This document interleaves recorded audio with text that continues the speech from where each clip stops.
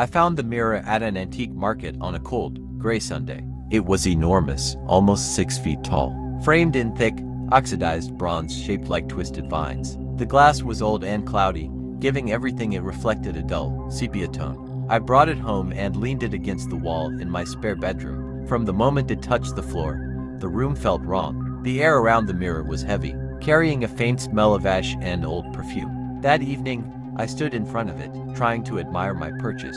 At first, it showed my bedroom exactly as it was. Then the reflection flickered. It wasn't my image that changed, it was the room behind me. In the mirror, my bedroom was gone. Instead, I stood inside a massive, empty warehouse. The concrete floor stretched endlessly in every direction. I turned around and my bedroom was still there.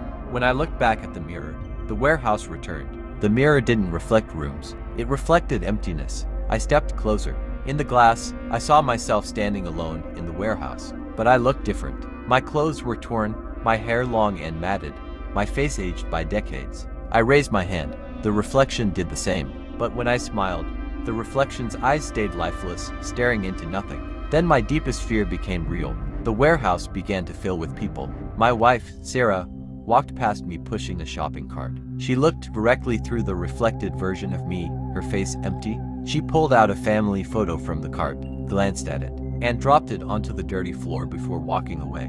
Next came my best friend, Mark. He set up an easel and began painting scenes from our life together. College graduation, fishing trips, shared memories. But in every painting, my image was smeared out with thick gray paint, as if I had been erased. The reflection showed my worst nightmare. I still existed, but no one remembered me.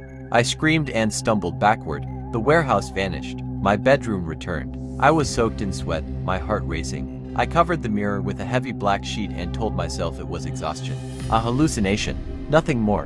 But the mirror was patient. The next morning, I mentioned the antique market to Sarah. As I spoke, her expression went blank. "What market?" she asked. "You were home all weekend. You ordered that mirror online. I helped you bring it inside." I argued, insisting I'd gone downtown, paid in cash, carried it myself. She only looked at me with concern, telling me I was stressed and should rest. I ran to the spare room and tore the sheet off the mirror. The warehouse was there again. This time, my reflected self was sitting on the floor, older and hollow.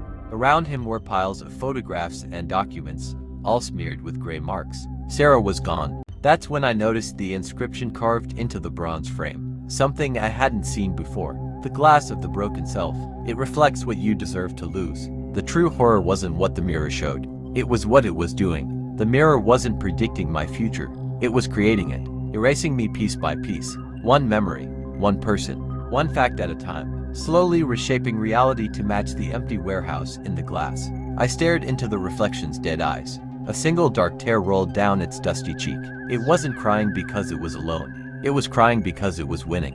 Now I live with the mirror covered. I know that every moment I avoid it, the reflection continues its work. And one day, when I finally pull the sheet away, the room behind me will be the empty warehouse because no one will remember that I ever existed.